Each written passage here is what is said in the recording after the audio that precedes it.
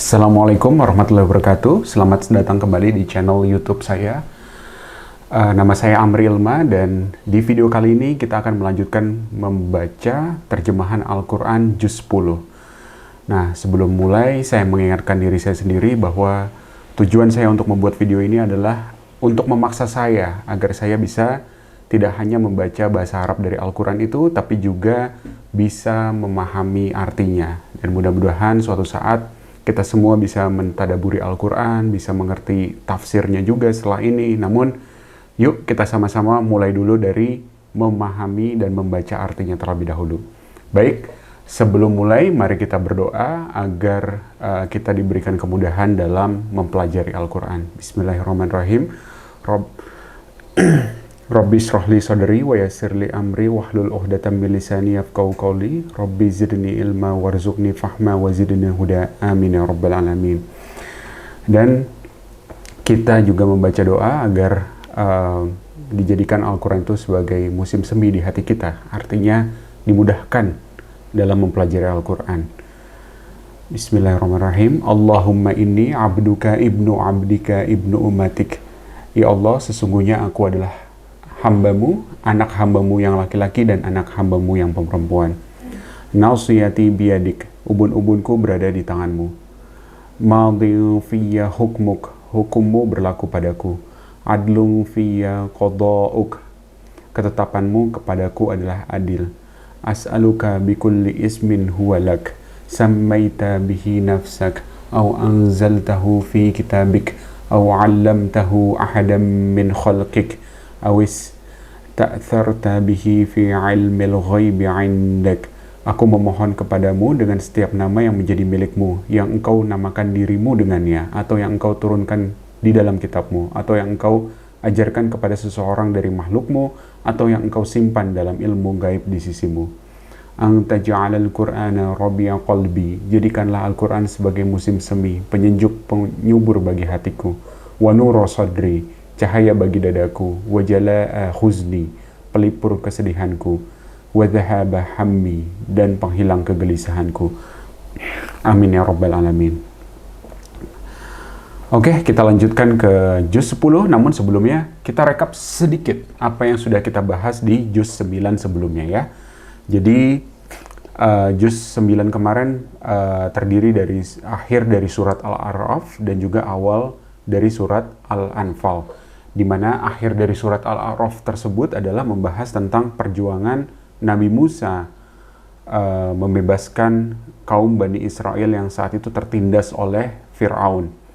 Jadi di bagian kedua dari surat Al-A'raf itu kita disuguhkan sebuah kisah di mana di situ adalah pertarungan antara Nabi Musa dan Fir'aun, terutama di bagian ketika Nabi Musa melawan penyihir-penyihir Fir'aun, gitu ya. Nah, di situ akhirnya Nabi Musa mendapatkan kemenangan. Penyihir-penyihir tersebut kemudian mengakui kenabian Nabi Musa dan bertobat, dan mereka juga lebih memilih kematian demi mempertahankan kebenaran yang baru mereka temukan. Nah, kemudian juga setelah itu, setelah selamat dari Mesir ya, kaum Bani Israel sudah menyeberang lautan dan kemudian Fir'aun ditenggelamkan ke dalam lautan. Artinya kaum Bani Israel itu sudah merdeka gitu ya. Jadi sudah tidak berada di dalam kekangan dari Fir'aun. Nah, namun walaupun fisik mereka sudah merdeka, pikiran mereka masih terjebak kebiasaan lama. Jadi baru Nabi Musa pergi ke Gunung Sinai selama 40 hari untuk menerima wahyu yaitu Taurat, namun mereka sudah tergoda untuk membuat dan menyembah anak patung sapi emas. Nah, ini adalah sebuah pelajaran bagi kita bahwa mengubah cara berpikir manusia itu jauh lebih sulit daripada hanya sekedar memindahkan raga atau tubuh mereka dari satu tempat ke tempat yang lain. Kemudian Allah juga mengingatkan di surat Al-A'raf tersebut bahwa jauh sebelum kita lahir, setiap roh kita itu sudah berjanji dan mengakui bahwa Allah itu sebagai Tuhan kita. Nah, inilah alasan mengapa setiap manusia itu memiliki fitrah atau suara hati yang mengakui tentang keberadaan Tuhan dan merindukan kebenaran. Nah, kemudian setelah surat Al-A'raf, kita masuk ke dalam surat Al-Anfal. Bagian pertamanya di juz 9 kemarin.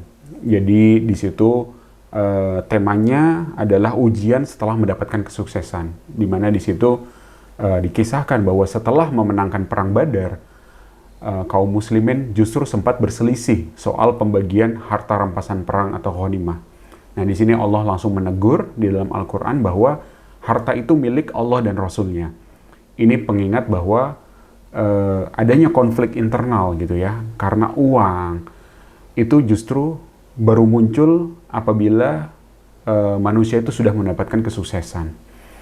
Nah, di sini juga Allah mendefinisikan bagaimana mukmin sejati itu, yaitu Allah menggeser fokus dari siapa yang dapat apa menjadi bagaimana kondisi hati kita. Nah, orang beriman sejati adalah yang hatinya bergetar saat nama Allah disebut dan imannya bertambah saat menyimak ayat-ayatnya. Kemudian di surat Al-Anfal tersebut juga disebutkan ya, bahwa harta dan anak juga adalah ujian, di mana bahwa harta yang selama ini kita cari, anak-anak yang sangat kita cintai, itu semua adalah ujian. Dan di situ mungkin hikmahnya adalah jangan sampai kecintaan pada mereka membuat kita melupakan Allah. Nah, kemudian demikian sedikit rekap dari juz 9, sekarang kita masuk ke dalam juz 10. Nah, sebelum saya mulai membacakan artinya, di sini kita akan preview sedikit terkait dengan juz 10, di mana juz ini terdiri dari 2 surat, yaitu penutup dari surat Al-Anfal ayat 41 sampai 75 dan juga bagian awal dari surat At-Taubah ayat 1 sampai 92. Nah, bagaimana strukturnya? Ini sedikit preview ya. Jadi segmen pertama adalah penutup surat Al-Anfal tentang mengelola kemenangan, di mana Al-Quran memberikan panduan tentang cara menatas sebuah kelompok atau masyarakat setelah mereka meraih kesuksesan yang besar, agar tidak hancur karena adanya perselisihan internal. Di ayat 41 ada pembagian harta ya, 80-20. Setelah umat Islam menang perang, muncul kebingungan tentang pembagian harta rampasan perang.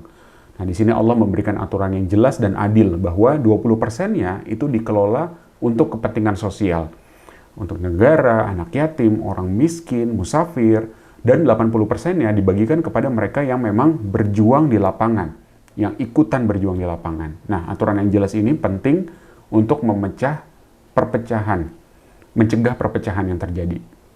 Kemudian di ayat 42 sampai 48 Allah menjelaskan bahwa kemenangan yang diraih itu bukan semata-mata karena kehebatan manusia, melainkan karena adanya pengaturan dari Allah, di mana Allah membuat musuh terlihat sedikit di mata umat Islam agar mereka berani, dan juga sebaliknya di mata lawan umat Islam itu terlihat sangat besar. Nah, ini adalah pengingat agar manusia tidak sombong setelah mendapatkan kesuksesan, karena segala kesuksesan yang kita dapatkan itu semata-mata semuanya hanyalah karena pertolongan dari Allah. La haula wala quwata illa billah. Tidak ada daya dan upaya melainkan karena pertolongan dari Allah. Kemudian ayat 49 sampai 64 ada perintah untuk selalu bersiap siaga dan mengumpulkan kekuatan secara maksimal. Tujuannya bukan untuk menindas, melainkan untuk memberikan efek gentar agar musuh tidak berani menyerang kembali. Namun jika musuh kemudian akhirnya mengajak damai, umat Islam diperintahkan untuk menerima perdamaian tersebut dan bertawakal kepada Allah. Akhirnya di ujung surat ayat 65 sampai 75 ditutup dengan menjelaskan tentang hubungan persaudaraan yang kuat antara kaum yang berhijrah yaitu muhajirin dan kaum yang menolong mereka di Madinah yaitu kaum Ansor. Mereka saling melindungi dan berbagi, yang menjadi fondasi utama sebuah masyarakat yang kuat. Kemudian kita masuk di bagian kedua, segmen kedua ya, di mana ini merupakan awal surat At-Taubah. Yang surat At-Taubah ini memiliki satu keunikan di dalam Al-Quran, karena merupakan satu-satunya surat di dalam Al-Quran yang tidak diawali dengan Bismillah. Nah, kenapa? Karena surat ini berisi ketegasan, ultimatum, dan pemutusan hubungan dengan pihak-pihak yang terus-menerus berkhianat. Jadi ayat 1-28 itu berisi pemutusan perjanjian dengan kelompok-kelompok yang sering melanggar kesepakatan damai. Allah memberikan waktu 4 bulan bagi mereka untuk berpikir dan menentukan sikapnya bagaimana. Ini mengajarkan bahwa toleransi juga ada batasnya, terutama terhadap pengkhianatan yang membahayakan keamanan bersama. Kemudian ayat 29-37, Allah menegur keras tokoh-tokoh agama masa lalu yang menyembunyikan kebenaran dan menumpuk harta seperti emas dan perak tanpa membagikannya untuk kebaikan sosial. Dilanjutkan ayat 38-60, bagian yang menceritakan persiapan menuju perang Tabuk, di mana perang ini itu sangat berat karena terjadi di puncak musim panas, ya. Jaraknya juga sangat jauh dan juga bertepatan dengan musim panen kebun. Disinilah kesetiaan sejati diuji, siapa yang rela meninggalkan kenyamanan demi panggilan dan kebenaran. Kemudian di segmen tersebut juga Allah menyisipkan aturan tentang siapa yang berhak menerima zakat. Ada 8 kelompok penerima. Kemudian ayat 61 sampai 92 ya, bagian terakhir dari juz 10. Kemenangan umat Islam itu membuat banyak orang pura-pura bergabung hanya untuk mencari aman dan keuntungan. Disinilah Allah menguliti sifat-sifat mereka, yaitu sifat-sifat orang munafik. Mereka selalu punya alasan untuk menghindar dari tugas yang berat, senang jika orang beriman mendapat kesulitan, dan sedih jika melihat orang beriman sukses. Mereka hanya mau menyumbang harta jika dilihat orang lain atau dalam keadaan terpaksa, dan juga mereka suka mengejek dan merendahkan orang-orang yang bekerja dengan tulus. Nah, itu sedikit preview dari juz 10. Nah, sekarang kita lanjutkan ya, membaca terjemahan bahasa Indonesia dari juz 10, yaitu kita mulai dari surat Al-Anfal ayat 41. Bismillahirrahmanirrahim. Auzubillahi minasyaitonirrajim. Bismillahirrahmanirrahim. Dan ketahuilah, sesungguhnya segala yang kamu peroleh sebagai rampasan perang, maka 1/5 untuk Allah, Rasul, kerabat Rasul, anak yatim, orang miskin, dan ibnu sabil. Demikianlah, jika kamu beriman kepada Allah dan kepada apa yang kami turunkan kepada hamba kami Muhammad di hari Furqan, yaitu pada hari bertemunya dua pasukan, dan Allah Maha Kuasa atas segala sesuatu. Footnote-nya, harta yang diperoleh dari orang-orang kafir melalui pertempuran, sedang yang diperoleh tidak dengan pertempuran dinamakan fa'i gitu. Nah, fa'i itu kalau tidak salah dibahas di juz 28 di dalam surat Al-Hasyr, namun sekarang fa'i itu pembagian harta rampasan perang apabila tanpa pertempuran. Nanti ada di juz 28. Insya Allah kita bahas, namun yang sekarang ini harta rampasan perang yang melalui perjuangan. Ya. Nah, ayat ini adalah yang dengan perjuangan.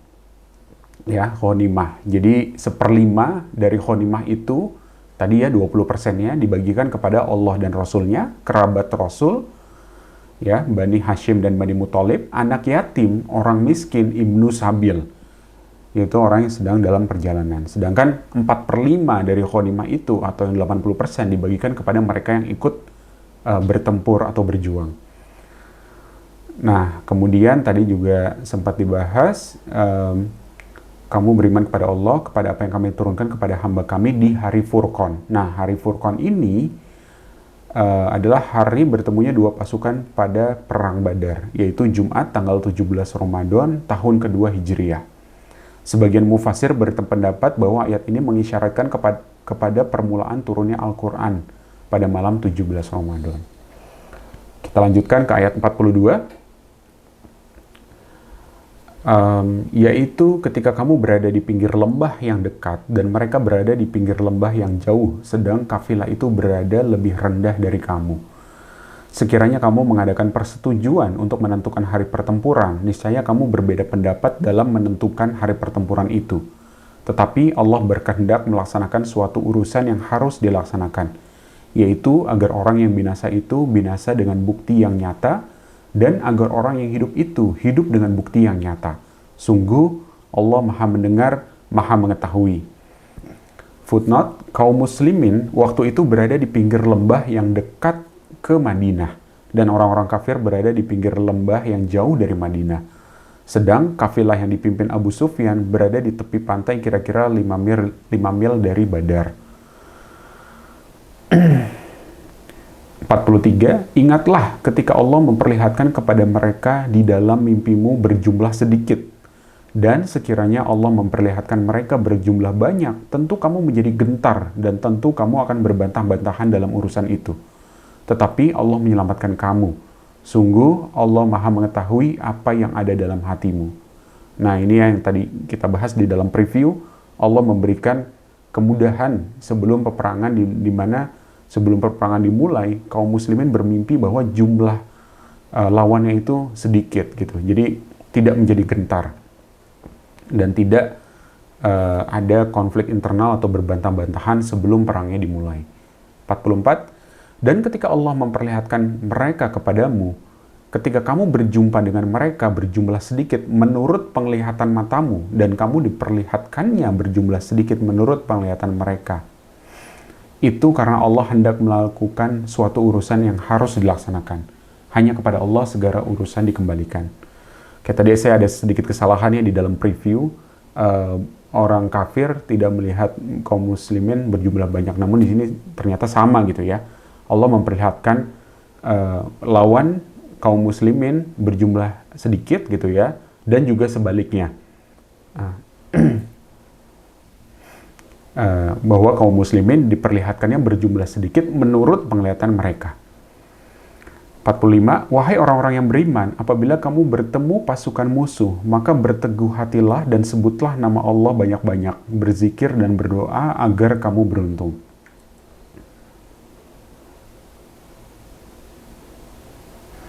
Dan taatilah Allah dan Rasul-Nya, dan janganlah kamu berselisih, yang menyebabkan kamu menjadi gentar dan kekuatanmu hilang, dan bersabarlah.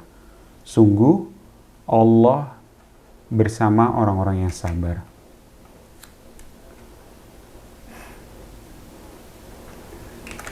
Ayat 45. Perintah berteguh hati dan bersabar menghadapi musuh.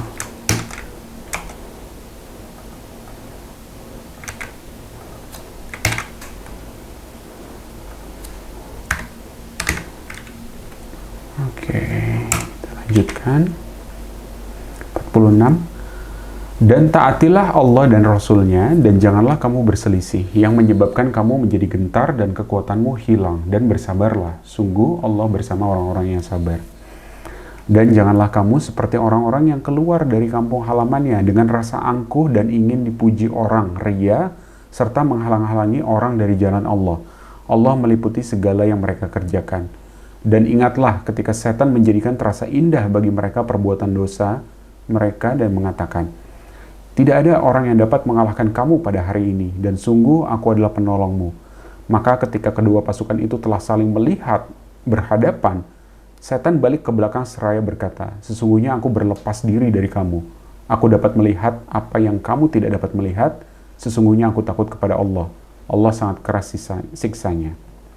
Ingatlah ketika orang-orang munafik dan orang-orang yang ada penyakit di dalam hatinya berkata, mereka itu orang mukmin ditipu agamanya. Allah berfirman, barang siapa bertawakal kepada Allah, ketahuilah bahwa Allah Maha Perkasa, Maha Bijaksana. Dan sekiranya kamu melihat ketika para malaikat mencabut nyawa orang-orang yang kafir sambil memukul wajah dan punggung mereka dan berkata, rasakanlah olehmu siksa neraka yang membakar. Demikian itu disebabkan oleh perbuatan tangannya sendiri, dan sesungguhnya Allah tidak menzalimi hamba-hambanya. Keadaan mereka serupa dengan keadaan pengikut Fir'aun dan orang-orang yang sebelum mereka. Mereka mengingkari ayat-ayat Allah, maka Allah menyiksa mereka disebabkan dosa-dosanya. Sungguh Allah Maha Kuat lagi sangat keras siksanya. Yang demikian itu karena sesungguhnya Allah tidak akan mengubah suatu nikmat yang telah diberikannya kepada suatu kaum, hingga kaum itu mengubah apa yang ada pada diri mereka sendiri. Sungguh Allah Maha Mendengar, Maha Mengetahui.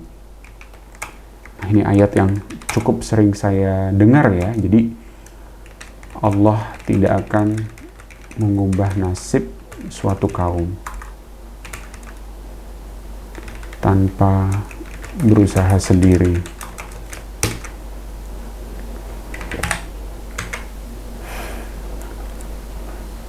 Ini juga tema ini sebenarnya muncul secara konsisten dan berulang-ulang ya di Al-Quran.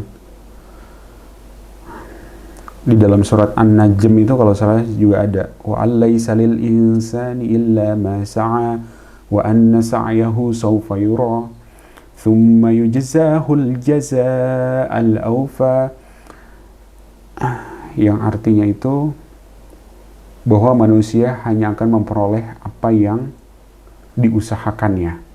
Konsisten ya dengan di sini bahwa Allah tidak akan mengubah nasib suatu kaum apabila kaum itu tidak mengubah apa yang ada pada diri mereka sendiri. Baik, ini untuk introspeksi saya sendiri ya. Jadi kita harus berusaha untuk bisa mengubah nasib kita sendiri. 54. Keadaan mereka serupa dengan keadaan pengikut Fir'aun dan orang-orang yang sebelum mereka. Mereka mendustakan ayat-ayat Tuhannya, maka kami membinasakan mereka disebabkan oleh dosa-dosanya, dan kami tenggelamkan Fir'aun dan pengikut-pengikutnya. Karena mereka adalah orang-orang yang zalim. Sesungguhnya makhluk paling buruk di sisi Allah adalah orang-orang kafir, karena mereka tidak beriman.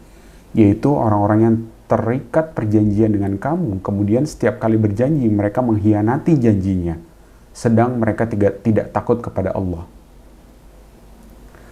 Jika engkau Muhammad mengungguli mereka dalam peperangan, maka cerai-beraikanlah orang-orang yang di belakang mereka dengan menumpas mereka, agar mereka mengambil pelajaran. Dan jika engkau Muhammad khawatir akan terjadinya pengkhianatan dari suatu golongan, maka kembalikanlah perjanjian itu kepada mereka dengan cara yang jujur. Sungguh Allah tidak menyukai orang yang berkhianat. Dan janganlah orang-orang kafir mengira bahwa mereka akan dapat lolos dari kekuasaan Allah. Sungguh mereka tidak dapat melemahkan Allah. Dan persiapkanlah segala kemampuan untuk menghadapi mereka dengan kekuatan yang kamu miliki dan dari pasukan berkuda yang dapat menggentarkan musuh Allah, musuhmu dan orang-orang selain mereka yang kamu tidak mengetahuinya. Tetapi Allah mengetahuinya. Apa saja yang kamu infakkan di jalan Allah, niscaya akan dibalas dengan cukup kepadamu dan kamu tidak akan dizolimi, dirugikan. Tetapi jika mereka condong kepada perdamaian, maka terimalah dan bertawakallah kepada Allah. Sungguh Dia Maha Mendengar, Maha Mengetahui. Dan jika mereka hendak menipumu, maka sesungguhnya cukuplah Allah menjadi pelindung bagimu. Dialah yang memberikan kekuatan kepadamu dengan pertolongannya dan dengan dukungan orang-orang mukmin. Dan Dia, Allah, yang mempersatukan hati mereka, orang yang beriman. Walaupun kamu menginfakkan semua kekayaan yang berada di bumi, niscaya kamu tidak dapat mempersatukan hati mereka. Tetapi Allah telah mempersatukan hati mereka. Sungguh Dia Maha Perkasa, Maha Bijaksana.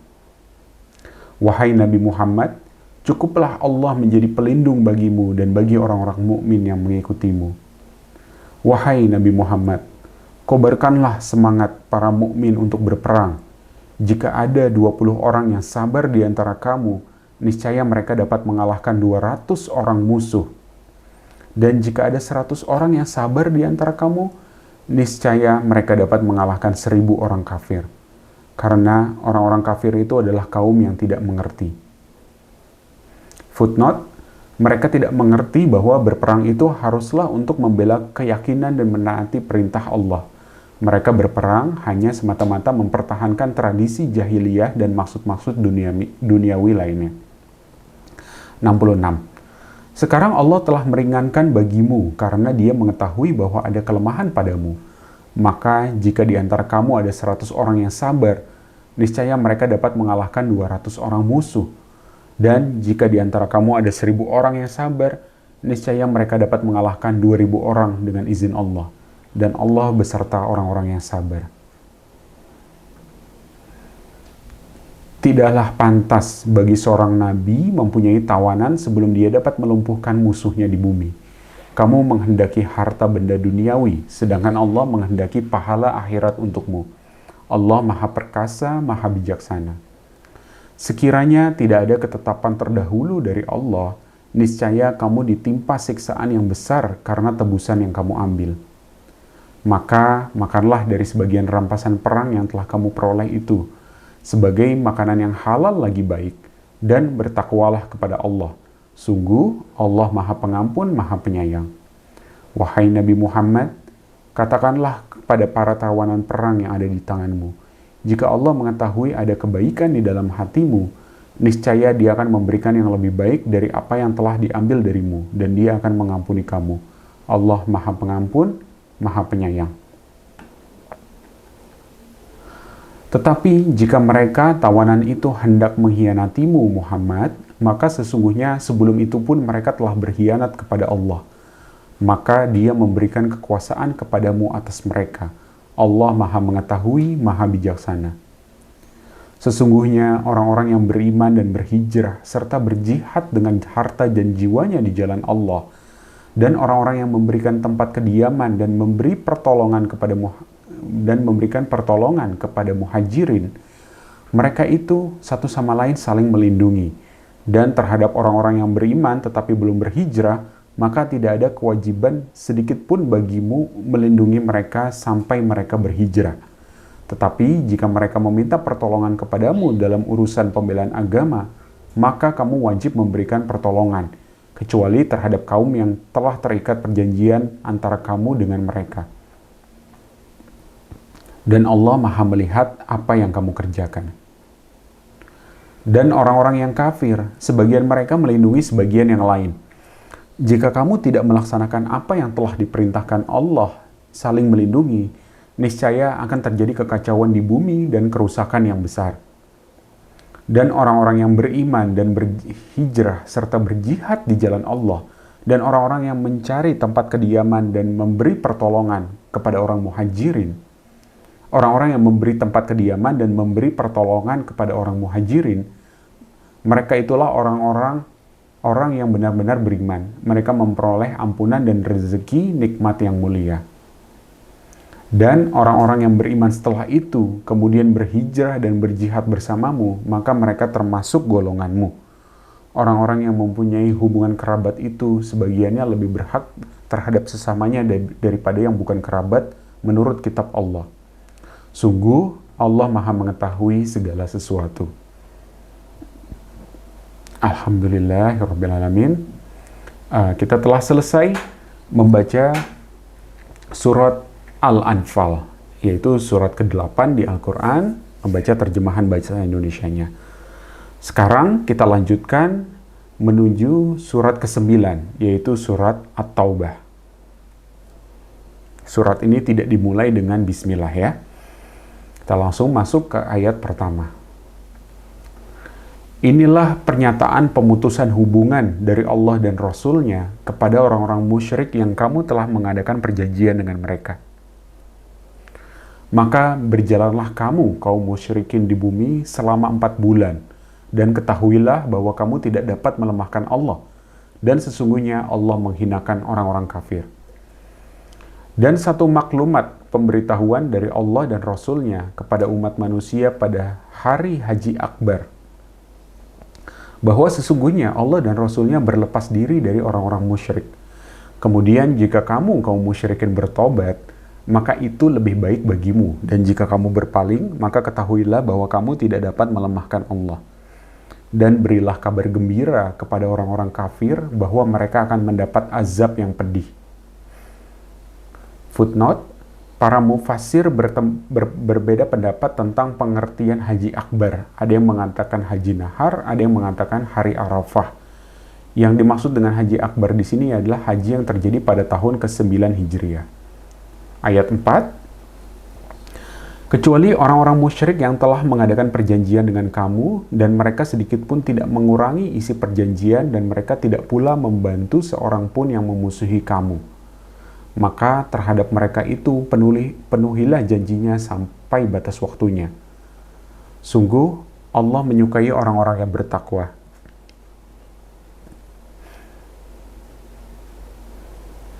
Apabila telah habis bulan-bulan haram, maka perangilah orang-orang musyrik di mana saja kamu temui.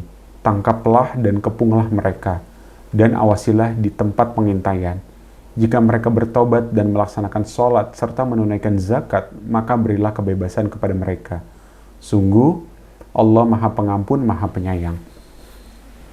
Yang dimaksud dengan bulan haram di sini ialah 4 bulan yang diberi tenggang waktu kepada kaum musyrikin, yaitu mulai 10 Zulhijjah, hari turunnya ayat ini, sampai dengan 10 Rabiul Akhir.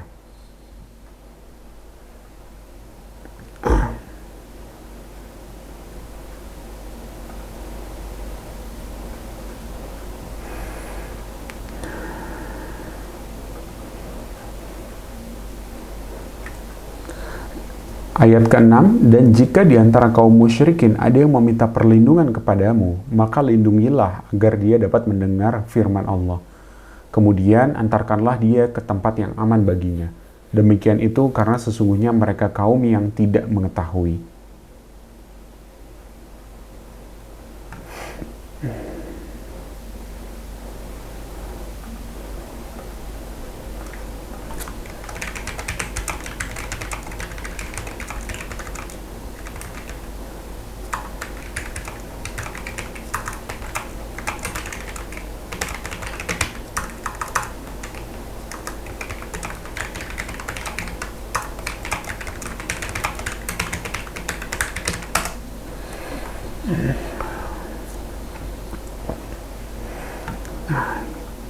Kita bahas sedikit ya mengenai surat At-Taubah ayat 5. Gitu. Tentang tadi ya, apabila telah habis bulan-bulan haram, maka perangilah orang-orang musyrik di mana saja kamu temui, tangkaplah dan kepunglah mereka dan awasilah di tempat pengintaian. Jika mereka bertobat dan melaksanakan sholat serta menunaikan zakat, maka berilah mereka kebebasan kepada mereka. Sungguh Allah Maha Pengampun, Maha Penyayang. Jadi surat At-Taubah ayat 5 ini sering disebut sebagai ayat pedang. Adalah salah satu ayat yang paling sering dipotong konteksnya, cherry picking ya. Baik oleh kelompok ekstremis yang melegitimasi kekerasan maupun oleh mereka yang ingin menyudutkan Islam. Untuk memahaminya secara jernih dan objektif, kita harus melihatnya melalui 3 kacamata. Yang pertama adalah konteks sejarahnya seperti apa, kedua struktur kalimatnya, dan yang ketiga adalah tujuan akhir dari ayat tersebut. Yang pertama, konteks sejarah, siapa yang diperangi. Ayat ini tidak berbicara tentang memerangi semua orang non-muslim di seluruh dunia dan di sepanjang zaman. Konteksnya sangat spesifik. Jadi ada pelanggaran kontrak, turun setelah kaum musyrik Mekah itu berkali-kali melanggar perjanjian Hudaibiyah. Mereka mengkhianati kesepakatan damai dan membantu sekutu mereka untuk membantai kabilah yang beraliansi dengan umat Islam. Nah, Allah tidak langsung memerintahkan perang. Di ayat sebelumnya, ayat 2, Allah memberikan masa tenggang selama 4 bulan. Ini adalah waktu bagi mereka untuk berpikir, mau bertobat, pindah secara damai, atau tetap menantang untuk berperang. Dan perang ini terjadi bukan karena mereka menyembah berhala, tapi karena mereka berkhianat dan melakukan agresi fisik. Umat Islam diperintahkan tegas hanya kepada mereka yang membatalkan janji secara sepihak. Jadi konteksnya itu adalah kaum musyrikin Mekah berkali-kali melanggar perjanjian Hudaibiyah. Dan di sini konteksnya umat Islam diperintahkan berbuat tegas, ya. Nah, kemudian apabila telah habis bulan-bulan haram, maka perangilah orang-orang musyrik itu di mana saja kamu temui mereka. Secara tekstual ini memang terlihat sangat keras. Namun kita lihat kelanjutan ayatnya yang seringkali sengaja tidak dibaca. Yaitu kalimat tangkaplah mereka, kepunglah mereka, dan intailah di tempat pengintaian adalah instruksi militer untuk melumpuhkan kekuatan musuh yang berkhianat. Bukan instruksi untuk pembantaian massal masyarakat sipil. Kemudian akhir ayat ini berbunyi, jika mereka bertaubat, mendirikan sholat dan menunaikan zakat, maka berilah kebebasan kepada mereka. Sesungguhnya Allah Maha Pengampun lagi Maha Penyayang. Nah, tepat setelah ayat ini, Allah berfirman di ayat ke-6, dan jika di antara kaum musyrik ada yang meminta perlindungan kepadamu, maka lindungilah dia agar dia dapat mendengar firman Allah. Kemudian antarkanlah dia ke tempat yang aman baginya. ya. Jadi kesimpulannya, ayat ini sering sekali dipotong oleh orang-orang, disalahartikan. Ini bukan perintah untuk pembantaian. Karena kalau ini perintah untuk pembantaian, tidak mungkin ada perintah untuk mengantarkan musuh ke tempat yang aman. Jadi ayat 6 ini sekaligus bukti bahwa nyawa manusia sangat-sangat dihargai selama mereka tidak melakukan agresi dan tidak menantang perang. Kemudian para ulama besar, yang ketiga ya, jadi hikmah dan juga penjelasan dari para ulama. Ulama besar seperti Imam Syafi'i dan banyak mufasir menjelaskan bahwa ayat ini adalah prosedur hukum internasional pada masa itu mengenai pemutusan hubungan diplomatik akibat pengkhianatan berat. Mengapa strukturnya dibuat tegas? Ini memberikan efek gentar atau deterrence untuk menunjukkan bahwa umat Islam memiliki kedaulatan dan tidak bisa dipermainkan janjinya. Dan juga ini menghapus ketidakpastian bahwa dalam dunia kepemimpinan dan bernegara, ketidakjelasan sikap terhadap pengkhianatan akan merusak stabilitas. Allah memerintahkan kejelasan, perdamaian atau perang. Ya, jadi pesan intinya ayat 5 surat At-Taubah ini bukan tentang kebencian agama, melainkan tentang ketegasan hukum atas pengkhianatan kontrak, atas pengkhianatan perjanjian. Al-Quran tetap mengedepankan perdamaian selama pihak lawan menghormati kesepakatan. Kita lanjutkan ya, di ayat ke-6. Dan jika di antara kaum musyrikin ada yang meminta perlindungan kepadamu, maka lindungilah agar dia dapat mendengar firman Allah. Kemudian antarkanlah dia ke tempat yang aman baginya. Demikian itu karena sesungguhnya mereka kaum yang tidak mengetahui. Bagaimana mungkin ada perjanjian aman di sisi Allah dan Rasul-Nya dengan orang-orang musyrik, kecuali dengan orang-orang yang kamu telah mengadakan perjanjian dengan mereka di dekat Masjidil Haram atau perjanjian Hudaibiyah.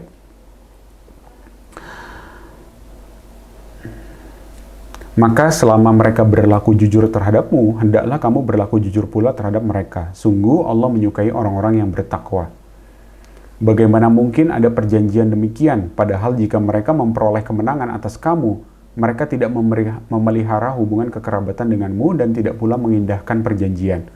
Mereka menyenangkan hatimu dengan mulutnya, sedang hatinya menolak. Kebanyakan mereka adalah orang-orang fasik, tidak menepati janji. Mereka memperjualbelikan ayat-ayat Allah dengan harga murah, lalu mereka menghalang-halangi orang dari jalan Allah. Sungguh betapa buruknya apa yang mereka kerjakan. Mereka tidak memelihara hubungan kekerabatan dengan orang mukmin dan tidak pula mengindahkan perjanjian. Dan mereka itulah orang-orang yang melampaui batas. Dan jika mereka bertaubat, melaksanakan sholat dan menunaikan zakat, maka berarti mereka itu adalah saudara-saudaramu seagama. Kami menjelaskan ayat-ayat itu bagi orang-orang yang mengetahui. Dan jika mereka melanggar sumpah setelah ada perjanjian dan mencerca agamamu, maka perangilah pemimpin-pemimpin kafir itu. Sesungguhnya mereka adalah orang-orang yang tidak dapat dipegang janjinya. Mudah-mudahan mereka berhenti. Mengapa kamu tidak memerangi orang-orang yang melanggar sumpah janjinya dan telah merencanakan untuk mengusir Rasul dan mereka yang pertama kali memerangi kamu? Apakah kamu takut kepada mereka? Padahal Allah lah yang lebih berhak untuk kamu takuti jika kamu orang-orang beriman. Catat ya, ayat 13.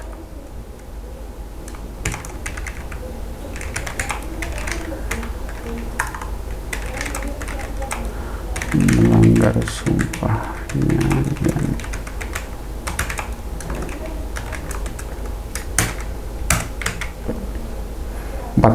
perangilah mereka. Niscaya Allah akan menyiksa mereka dengan perantaraan tanganmu dan dia akan menghinakan mereka dan menolongmu dengan kemenangan atas mereka serta melegakan hati orang-orang yang beriman. Dan dia menghilangkan kemarahan hati mereka, orang mukmin. Dan Allah menerima taubat orang yang dia kehendaki. Allah Maha mengetahui, Maha bijaksana. Apakah kamu mengira bahwa kamu akan dibiarkan begitu saja, padahal Allah belum mengetahui orang-orang yang berjihad di antara kamu dan tidak mengambil teman setia selain Allah, Rasul-Nya, dan orang-orang yang beriman. Allah Maha teliti terhadap apa yang kamu kerjakan. Tidaklah pantas orang-orang musyrik memakmurkan masjid Allah, padahal mereka mengakui bahwa mereka sendiri kafir. Mereka itu sia-sia amal-amalnya dan mereka kekal di dalam neraka. Sesungguhnya yang memakmurkan masjid Allah hanyalah orang-orang yang beriman kepada Allah dan hari kemudian, serta tetap melaksanakan sholat, menunaikan zakat, dan tidak takut kepada apapun kecuali kepada Allah. Maka mudah-mudahan mereka termasuk orang-orang yang mendapat petunjuk.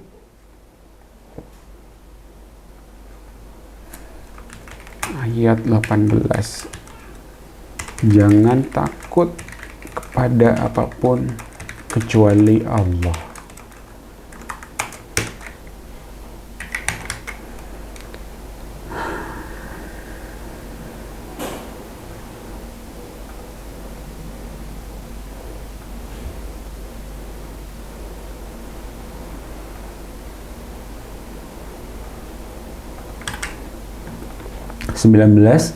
Apakah orang-orang yang memberi minuman kepada orang-orang yang mengerjakan haji dan mengurus Masjidil Haram, kamu samakan dengan orang-orang yang beriman kepada Allah dan hari kemudian, serta berjihad di jalan Allah?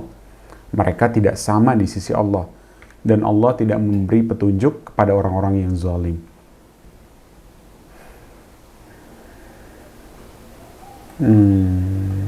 Oke. Pengurus Masjidil Haram, pemerintah Arab Saudi tidak sama dengan orang-orang beriman.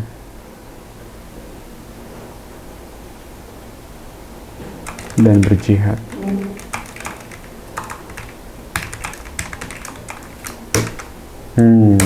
Oke. Pengurus Masjidil Haram belum tentu sama dengan orang yang beriman dan berjihad. Pengurus Masjidil Haram saat ini yang berarti pemerintah Arab Saudi. 20. Orang-orang yang beriman dan berhijrah serta berjihad di jalan Allah dengan harta dan jiwa mereka adalah lebih tinggi derajatnya di sisi Allah. Mereka itulah orang-orang yang memperoleh kemenangan. Tuhan menggembirakan mereka dengan memberikan rahmat, keridhaan, dan surga. Mereka memperoleh kesenangan yang kekal di dalamnya.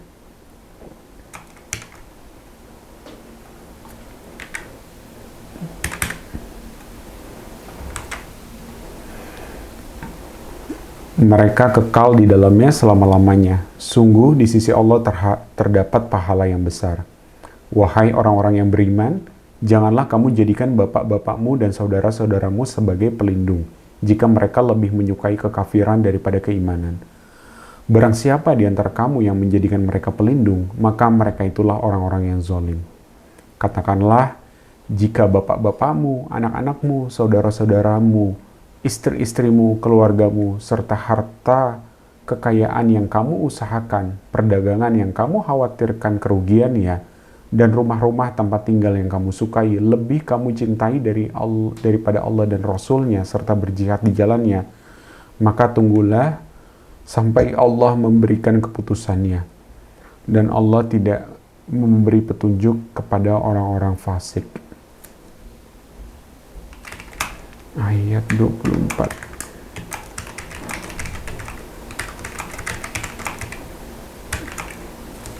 Yang sampai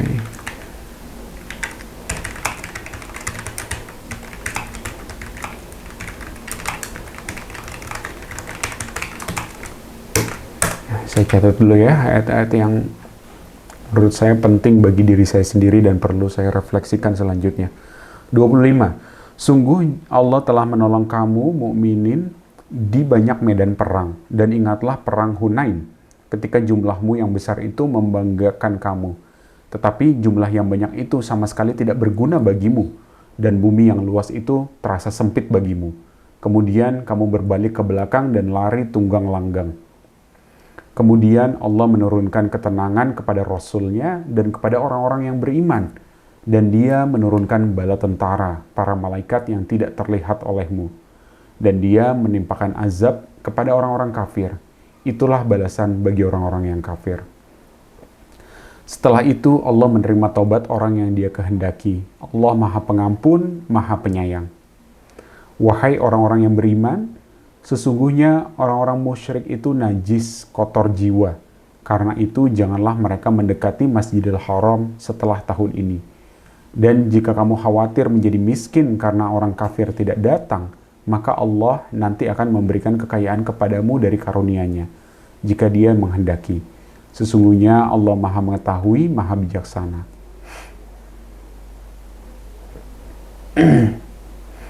Footnote-nya, jadi menurut pendapat sebagian mufassir, kaum musyrikin tidak boleh masuk ke daerah haram, baik untuk keperluan haji atau umroh dan untuk keperluan yang lain setelah tahun 9 Hijriah.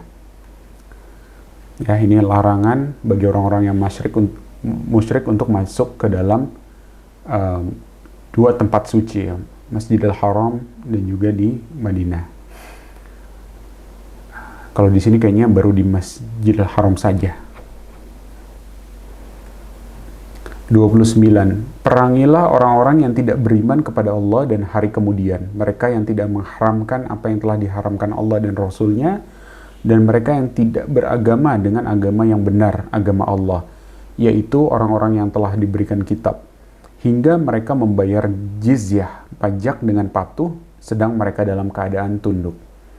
Dan orang-orang Yahudi berkata, Uzair putra Allah. Dan orang-orang Nasrani berkata, Al-Masih putra Allah. Itulah ucapan yang keluar dari mulut mereka. Mereka meniru ucapan orang-orang kafir yang terdahulu. Allah melaknat mereka sebagaimana mereka bagaimana mereka sampai berpaling. Ya, kesesatan orang-orang Yahudi dan Nasrani.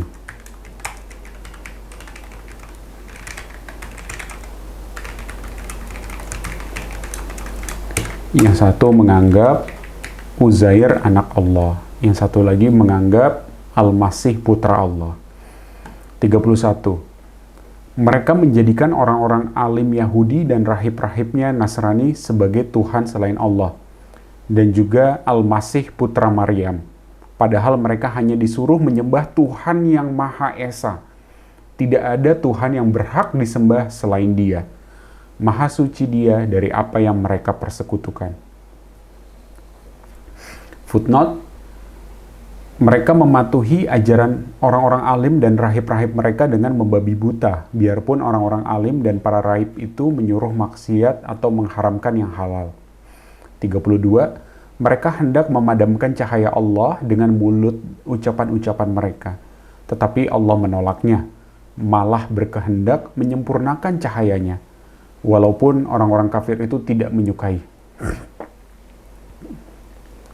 Dialah yang telah mengutus Rasul-Nya dengan petunjuk Al-Quran dan agama yang benar untuk diunggulkan atas segala agama, walaupun orang-orang musyrik tidak menyukai.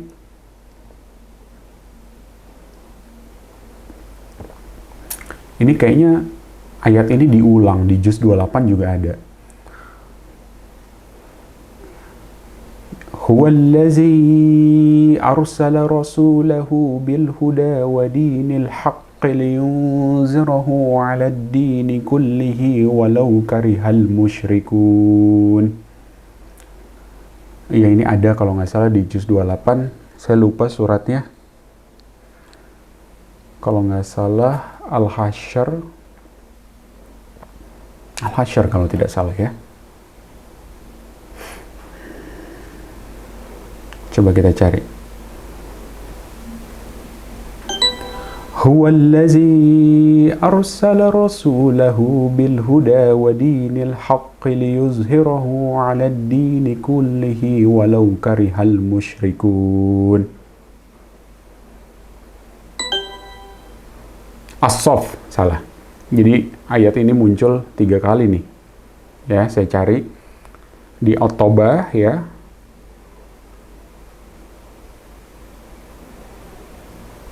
Kemudian yang sama persis itu ada di surat As-Saff ayat 9.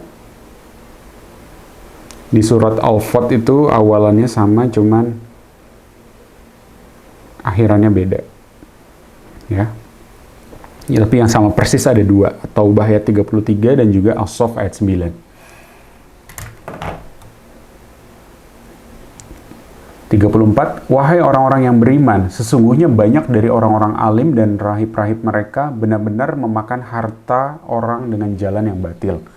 Dan mereka menghalang-halangi manusia dari jalan Allah.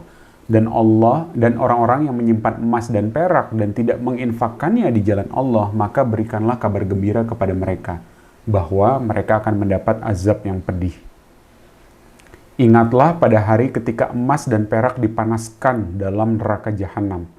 Lalu dengan itu disetrika dahi, lambung, dan punggung mereka seraya dikatakan kepada mereka, inilah harta benda yang kamu simpan untuk dirimu sendiri, maka rasakanlah akibat dari apa yang kamu simpan itu. 35. Jangan menimbun harta tanpa dizakatkan. 36. Sesungguhnya jumlah bulan menurut Allah adalah 12 bulan, sebagaimana dalam ketetapan Allah pada waktu Dia menciptakan langit dan bumi. Di antaranya ada 4 bulan haram. Itulah ketetapan agama yang lurus. Maka janganlah kamu menzalimi dirimu dalam bulan yang 4 itu. Dan perangilah kaum musyrikin semuanya, sebagaimana mereka pun memerangi kamu semuanya. Dan ketahuilah bahwa Allah beserta orang-orang yang takwa. Sesungguhnya pengunduran bulan haram itu hanya menambah kekafiran. Orang-orang kafir disesatkan dengan pengunduran itu.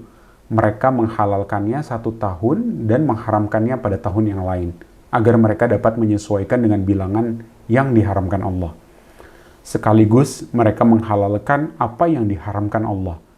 Oleh setan dijadikan terasa indah bagi mereka perbuatan-perbuatan buruk mereka, dan Allah tidak memberi petunjuk kepada orang-orang yang kafir. Wahai orang-orang yang beriman, mengapa apabila dikatakan kepada kamu, berangkatlah untuk berperang di jalan Allah, kamu merasa berat dan ingin tinggal di tempatmu? Apakah kamu lebih menyenangi kehidupan dunia daripada kehidupan akhirat? Padahal kenikmatan hidup di dunia ini dibandingkan dengan kehidupan di akhirat hanyalah sedikit.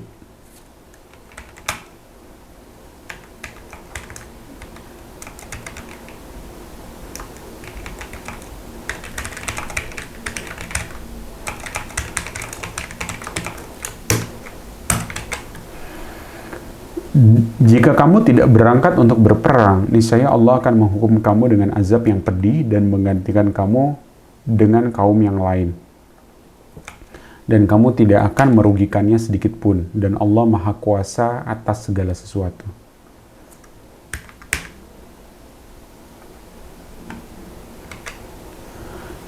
Jika kamu tidak menolongnya, Muhammad, sesungguhnya Allah telah menolongnya, yaitu ketika orang-orang kafir mengusirnya dari Mekah.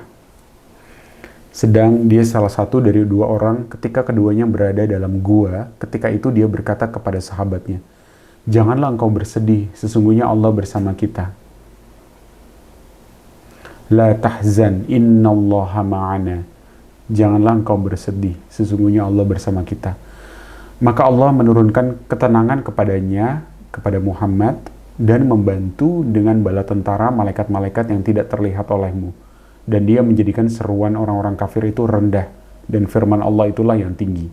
Allah Maha Perkasa, Maha Bijaksana. Ayat 40.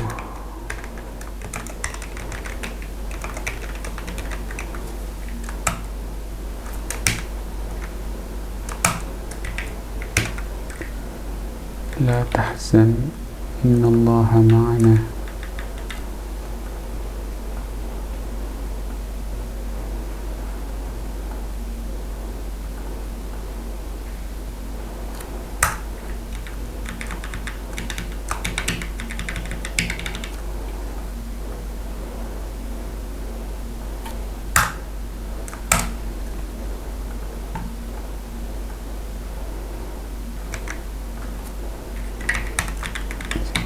Saya catat dulu yang ayatnya ini. Janganlah bersedih. Do not worry. Allah is certainly with us.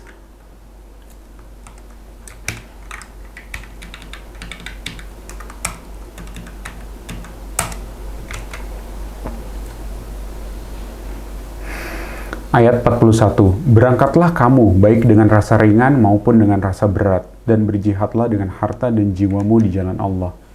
Yang demikian itu adalah lebih baik bagimu jika kamu mengetahui.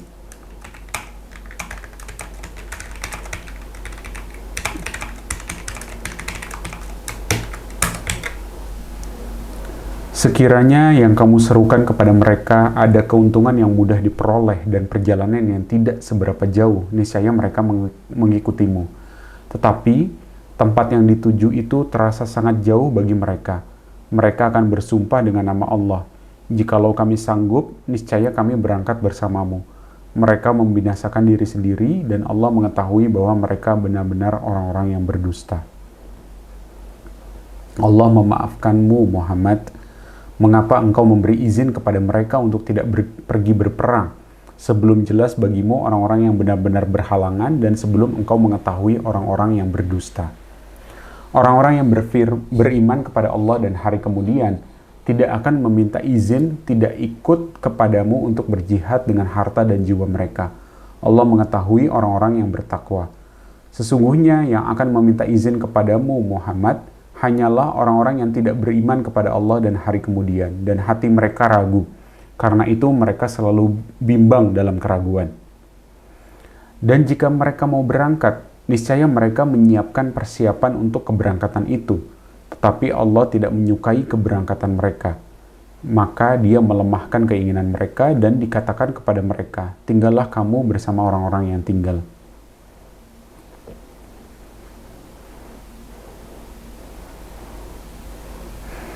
Jika mereka berangkat bersamamu, niscaya mereka tidak akan menambah kekuatanmu, malah hanya akan membuat kekacauan. Dan mereka tentu bergegas maju ke depan di celah-celah barisanmu untuk mengadakan kekacauan di barisanmu. Sedang di antara kamu ada orang-orang yang sangat suka mendengarkan perkataan mereka. Allah mengetahui orang-orang yang zalim. Sesungguhnya sebelum itu mereka memang sudah berusaha membuat kekacauan dan mengatur berbagai macam tipu daya bagimu. Memutarbalikan persoalan, hingga datanglah kebenaran pertolongan Allah, dan menanglah urusan agama Allah, padahal mereka tidak menyukainya. Dan di antara mereka ada orang yang berkata, berilah aku izin tidak pergi berperang, dan janganlah engkau Muhammad menjadikan aku terjerumus ke dalam fitnah. Ketahuilah bahwa mereka telah terjerumus ke dalam fitnah, dan sungguh jahanam meliputi orang-orang yang kafir. Jika engkau, Muhammad, mendapat kebaikan, mereka tidak senang. Tetapi jika engkau ditimpa bencana, mereka berkata, sungguh, sejak semula kami telah berhati-hati tidak ikut berperang. Dan mereka berpaling dengan perasaan gembira. Katakanlah, Muhammad, tidak akan menimpa kami, melainkan apa yang telah ditetapkan Allah bagi kami. Dialah pelindung kami, dan hanya kepada Allah bertawakallah orang-orang yang beriman. Katakanlah, Muhammad, tidak ada yang kamu tunggu-tunggu bagi kami kecuali salah satu dari dua kebaikan, menang atau mati syahid. Dan kami menunggu-nunggu bagi kamu bahwa Allah akan menimpakan azab kepadamu dari sisinya, atau azab melalui tangan kami. Maka tunggulah, sesungguhnya kami menunggu pula bersamamu. Katakanlah, Muhammad, infakkanlah hartamu, baik dengan sukarela maupun dengan terpaksa. Namun, infakmu tidak akan diterima. Sesungguhnya kamu sekalian adalah orang-orang yang fasik. Dan yang menghalang-halangi infak mereka untuk diterima adalah karena mereka kafir, ingkar kepada Allah dan Rasul-Nya, dan mereka tidak melaksanakan sholat, melainkan dengan malas, dan tidak pula menginfakkan harta mereka, melainkan dengan rasa enggan terpaksa. Maka janganlah harta dan anak-anak mereka membuatmu kagum. Sesungguhnya maksud Allah dengan itu adalah untuk menyiksa mereka dalam kehidupan dunia dan kelak akan mati dalam keadaan kafir. Dan mereka, orang-orang munafik, bersumpah dengan nama Allah, bahwa sesungguhnya mereka termasuk golonganmu. Namun mereka bukanlah dari golonganmu, tetapi mereka adalah orang-orang yang sangat takut kepadamu. Sekiranya mereka memperoleh tempat perlindungan, gua-gua atau lubang-lubang dalam tanah, niscaya mereka pergi lari ke sana dengan secepat-cepatnya. Dan di antara mereka ada yang mencelamu tentang pembagian sedekah zakat. Jika mereka diberi bagian, mereka bersenang hati. Dan jika mereka tidak diberi bagian, tiba-tiba mereka marah. Dan sekiranya mereka benar-benar ridho dengan apa yang diberikan oleh Allah dan Rasul-Nya kepada mereka, dan berkata, cukuplah Allah bagi kami. Allah dan Rasul-Nya akan memberikan kepada kami sebagian dari karunia-Nya. Sesungguhnya kami orang-orang yang berharap kepada Allah. Sesungguhnya zakat itu hanyalah untuk orang-orang fakir, orang miskin, amil zakat, orang yang dilunakkan hatinya, mu'alaf, untuk memerdekakan hamba sahaya, untuk membebaskan orang yang berhutang, untuk jalan Allah, dan untuk orang yang sedang dalam perjalanan, sebagai kewajiban dari Allah. Allah Maha Mengetahui, Maha Bijaksana. Dan untuk orang yang sedang dalam perjalanan sebagai kewajiban dari Allah. Sebagai kewajiban dari Allah. Allah Maha Mengetahui, Maha Bijaksana. Dan di antara mereka, orang munafik, ada orang-orang yang menyakiti hati Nabi Muhammad dan mengatakan, Nabi mempercayai semua apa yang didengarnya. Katakanlah, dia mempercayai semua yang baik bagi kamu, dia beriman kepada Allah, mempercayai orang-orang mukmin dan menjadi rahmat bagi orang-orang yang beriman di antara kamu. Dan orang-orang yang menyakiti Rasulullah akan mendapat azab yang pedih. Mereka bersumpah kepadamu dengan nama Allah untuk menyenangkan kamu, padahal Allah dan Rasul-Nya lebih pantas mereka cari keridhoannya jika mereka orang mukmin. Tidakkah mereka, orang munafik, mengetahui bahwa barang siapa menentang Allah dan Rasul-Nya, maka sesungguhnya neraka jahanamlah baginya. Dia kekal di dalamnya, itulah kehinaan yang besar. Orang-orang munafik itu takut jika diturunkan suatu surat yang menerangkan apa yang tersembunyi di dalam hati mereka. Katakanlah kepada mereka, teruskanlah berolok-olok terhadap Allah dan Rasul-Nya. Sesungguhnya Allah akan mengungkapkan apa yang kamu takuti itu. Dan jika kamu tanyakan kepada mereka, niscaya mereka akan menjawab, sesungguhnya kami hanya bersenda gurau dan bermain-main saja. Katakanlah, mengapa Allah dan ayat-ayatnya serta Rasul-Nya kamu selalu berolok-olok? Tidak perlu kamu meminta maaf, karena kamu telah kafir setelah beriman. Jika kami memaafkan sebagian dari kamu karena telah taubat, niscaya kami akan mengazab golongan yang lain karena sesungguhnya mereka adalah orang-orang yang selalu berbuat dosa.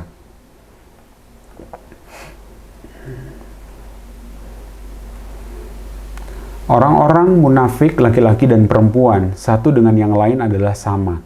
Mereka menyuruh berbuat yang mungkar dan mencegah perbuatan yang ma'ruf. Dan mereka menggenggamkan tangannya atau kikir. Mereka telah melupakan kepada Allah, maka Allah melupakan mereka pula. Sesungguhnya orang-orang munafik itulah orang-orang yang fasik. Allah menjanjikan mengancam orang-orang munafik laki-laki dan perempuan dan orang-orang kafir dengan neraka jahanam. Mereka kekal di dalamnya. Cukuplah neraka itu bagi mereka. Allah melaknat mereka dan mereka mendapat azab yang kekal.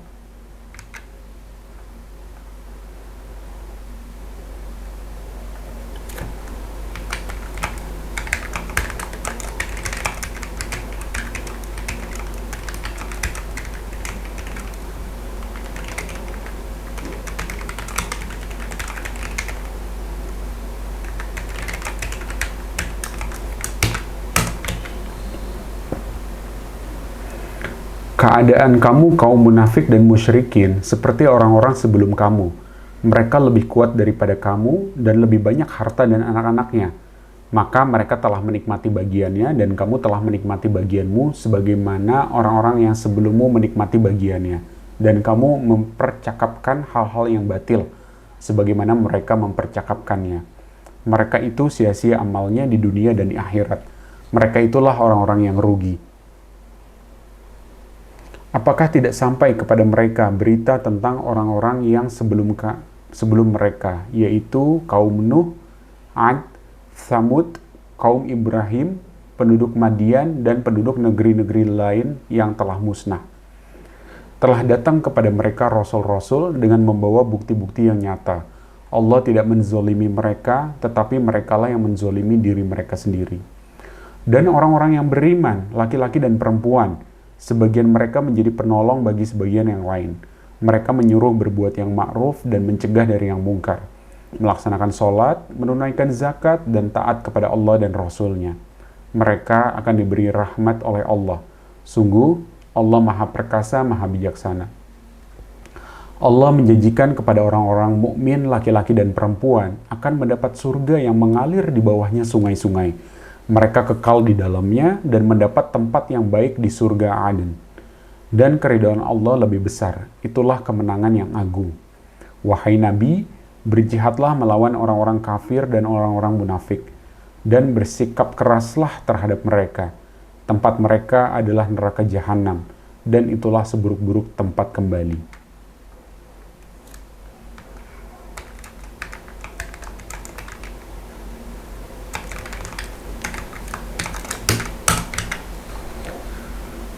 Mereka, orang munafik, bersumpah dengan nama Allah bahwa mereka tidak mengatakan sesuatu yang menyakiti Muhammad. Sungguh, mereka telah mengucapkan perkataan kekafiran dan telah menjadi kafir setelah Islam dan menginginkan apa yang mereka tidak bisa mencapainya. Footnote-nya yaitu mereka ingin membunuh Nabi Muhammad SAW. Lanjut, dan mereka tidak mencela Allah dan Rasul-Nya. Sekiranya Allah dan Rasul-Nya telah melimpahkan karunia-Nya kepada mereka. Maka jika mereka bertobat, itu adalah lebih baik bagi mereka. Dan jika mereka berpaling, niscaya Allah akan mengazab mereka dengan azab yang pedih di dunia dan di akhirat. Dan mereka tidak mempunyai pelindung dan tidak pula penolong di bumi. Dan di antara mereka, ada orang-orang yang telah berjanji kepada Allah. Sesungguhnya jika Allah memberikan sebagian karunia-Nya kepada kami, niscaya kami akan bersedekah dan niscaya kami termasuk orang-orang yang soleh.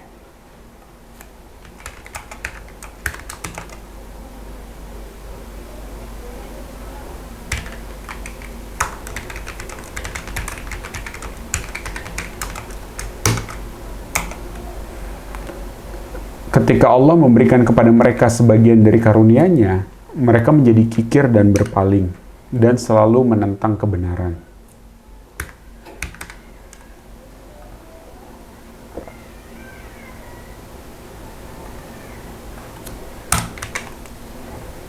Maka Allah menanamkan kemunafikan dalam hati mereka sampai pada waktu mereka menemuinya.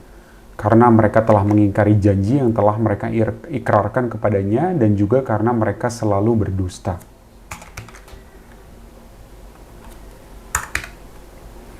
Tidakkah mereka mengetahui bahwa Allah mengetahui rahasia dan bisikan mereka dan bahwa Allah mengetahui segala yang gaib?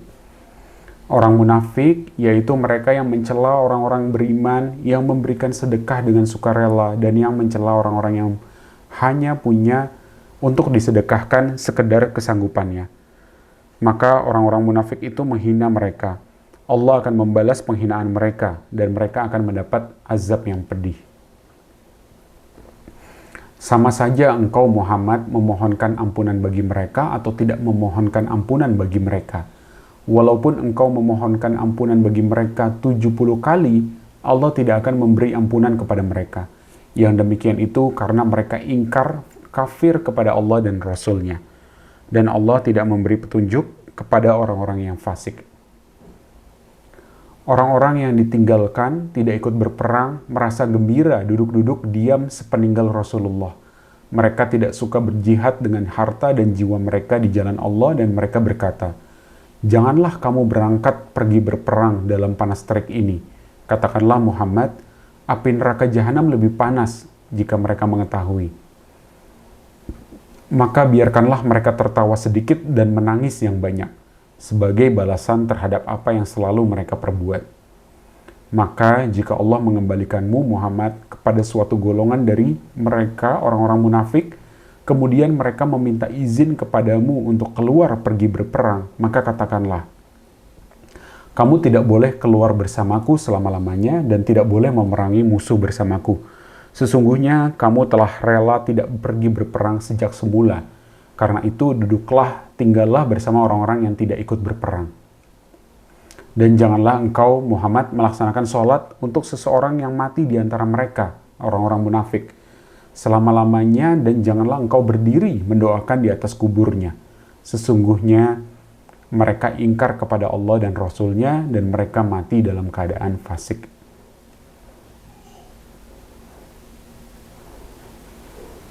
Dan janganlah engkau, Muhammad, kagum terhadap harta dan anak-anak mereka.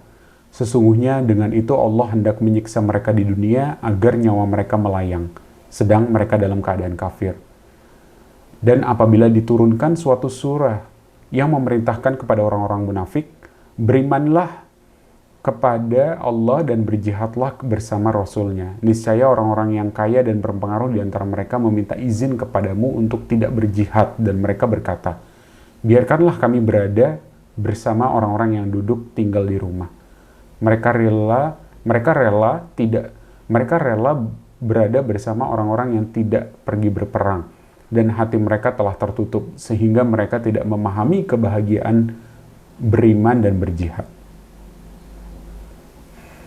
Footnote, mereka rela berada bersama orang-orang yang tidak pergi berperang, yaitu perempuan, anak-anak, orang yang lemah, orang yang sakit, dan orang yang sudah tua. 88. Tetapi Rasul dan orang-orang yang beriman bersama dia, mereka berjihad dengan harta dan jiwa. Mereka itu memperoleh kebaikan. Mereka itulah orang-orang yang beruntung. Allah telah menyediakan bagi mereka surga yang mengalir di bawahnya sungai-sungai. Mereka kekal di dalamnya. Itulah kemenangan yang agung. Dan di antara orang-orang Arab Badui datang kepada Nabi mengemukakan alasan agar diberi izin untuk tidak pergi berperang. Sedang orang-orang yang mendustakan Allah dan Rasul-Nya duduk berdiam. Kelak orang-orang yang kafir di antara mereka akan ditimpa azab yang pedih. Tidak ada dosa karena tidak pergi berperang atas orang yang lemah, orang yang sakit, dan orang-orang yang tidak memperoleh apa yang mereka infakkan, apabila mereka berlaku ikhlas kepada Allah dan Rasul-Nya. Tidak ada alasan apapun untuk menyalahkan orang-orang yang berbuat baik, dan Allah Maha Pengampun, Maha Penyayang.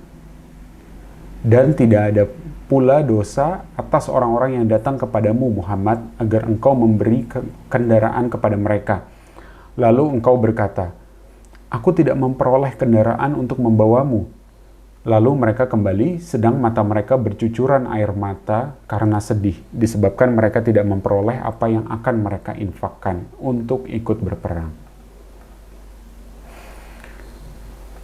Alhamdulillahirrabbilalamin. Baik, ayat 92 surat At-Taubah tadi adalah ayat terakhir di juz 10 ini. Ya. Sebelum kita tutup, mungkin kita coba simpulkan sedikit ya tentang juz 10 ini.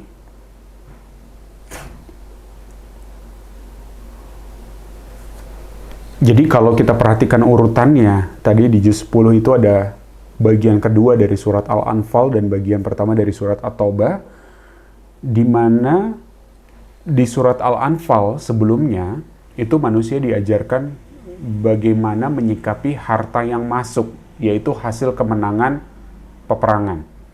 Lalu di surat At-Taubah, surat setelahnya, manusia diuji dengan perintah untuk mengeluarkan harta tersebut melalui zakat dan juga perjuangan. Ini adalah pelajaran bahwa orang yang lulus saat diberi rezeki belum tentu lulus saat diminta untuk berkorban. Kemudian di sini juga kita melihat bahwa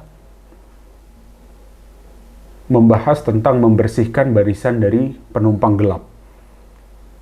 Ketika sebuah kelompok masih kecil, sering ditekan ya, seperti kaum muslimin ketika masih berada di Mekah sebelum mereka berhijrah. Jumlahnya masih sedikit, berdakwah baru di awal secara diam-diam, belum kemudian secara terang-terangan. Jadi jumlahnya masih kecil, itu sering ditekan dan semua anggotanya biasanya sangat loyal. Namun ketika kelompok itu sudah sukses, sudah menjadi besar seperti yang ada di juz 9 dan juga juz 10, banyak yang berpura-pura ikut bergabung hanya untuk menikmati kemenangan bahwa mereka sudah menjadi kelompok mayoritas. Sudah sukses dan menjadi besar dan ikut-ikutan bergabung. berpura-pura ikut bergabung. Nah, surat At-Taubah diturunkan sebagai alat penyaring atau filter. Jadi ada ujian yang sangat berat, seperti perjalanan ke Tabuk di musim panas, sengaja diberikan untuk memisahkan mana orang yang benar-benar tulus dan mana orang yang hanya menumpang nama saja. Kemudian, di sini juga kita melihat bahwa juz ini menyimpulkan tindakan itu lebih penting daripada sekedar pengakuan. Menyimpulkan bahwa keimanan dan kesetiaan tidak bisa hanya dibuktikan dengan kata-kata saja. Ia harus dibuktikan dengan kesediaan untuk berkorban. Berkorban waktu, tenaga, atau harta di saat situasi sedang tidak menguntungkan. Nah, secara keseluruhan, yang saya perhatikan itu juz 10 adalah panduan tentang menjaga kejernihan hati saat berada di puncak keberhasilan. Sekaligus cara mendeteksi pihak-pihak yang bisa merusak dari dalam. Ya, di dalamnya juga tadi ada ayat tentang zakat untuk memberikan sebagian dari harta kita. Baik, mungkin itu yang bisa saya sampaikan di video kali ini. Kita telah membaca arti dari juz 10 Al-Quran dan insya Allah akan kita lanjutkan di episode selanjutnya. Terima kasih banyak. Wabillahi taufiq wal hidayah. Wassalamualaikum warahmatullahi wabarakatuh.